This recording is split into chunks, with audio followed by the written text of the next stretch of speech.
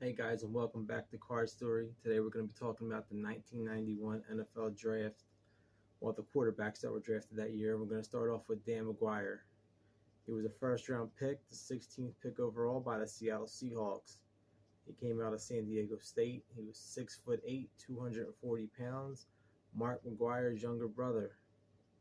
His first year he didn't play. He backed up David Craig. The following year, he struggled so bad in the preseason, they made him third-string quarterback. Next year, they drafted Rick Mirer in the first round out of Notre Dame.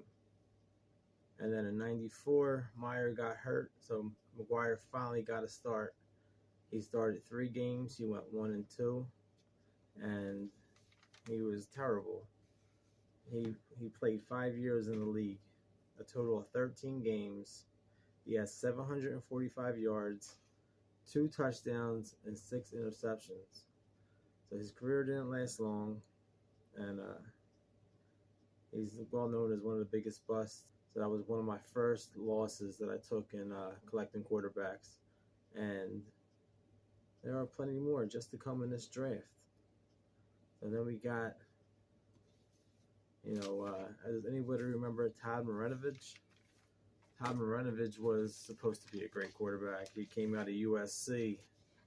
1991, he was a first-round quarterback, picked 24 by the Los Angeles Raiders.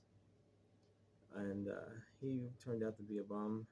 But he didn't start a game until Jay Schroeder got hurt before the final game of the regular season. Marinovich got in. He played well. And against the Chiefs, he had a pretty good game, 243 yards. I think he had 3 touchdowns. But he did lose the game.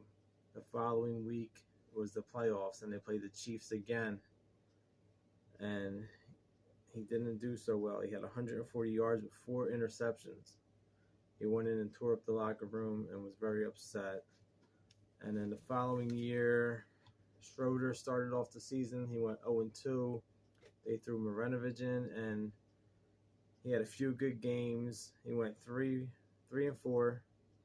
He had 1,102 yards, 5 touchdowns, 9 interceptions. Then he played the Eagles. In his first 10 passes, he threw 3 interceptions. And Schroeder took over, and Marinovich never played in the NFL again. So he had a short-lived career. Another bust. He got into drugs. He went downhill after that. There's stories about him, and I had a lot of his cards too. Luckily, these cards weren't too expensive back then. At the most, you're spending $1 on these cards. But I was mostly pulling these cards out of packs in 1991. I was buying a lot of wax. Another bust. And then we had Browning Nagle. Anybody remember Browning Nagle? You Jets fans out there?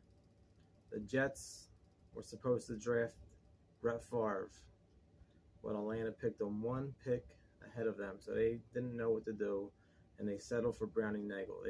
They thought Favre was going to fall to them. Browning Nagle was from Louisville. He was a second-round pick 34, and in his career, he played from 91 to 96. Didn't play a lot of games. He had 2,489 yards, 8 touchdowns, and 20 interceptions in his career. So he didn't have a great career. He didn't start until 1992, and he had 7 touchdowns and 17 interceptions in the first year. And that was basically, he was done. The next year, they went out and signed Boomer, and he took over. And then he played a few years for the Colts and the Falcons as a backup. Didn't get much playing time. Out of the league. He went to the Arena League. Played a few years there, and then he bounced out of the league. The only good quarterback to come out of this draft was Brett Favre, who went to the Falcons, 1 pick ahead of the Jets, got traded from the Falcons to the Packers, and became a legend. And I have a lot of Favre cards, and the Favre Stadium Club card was always one of my favorites. And I never got the 92 Stadium update, high number, when he's in the Packers uniform. That's one of his hardest cards to get.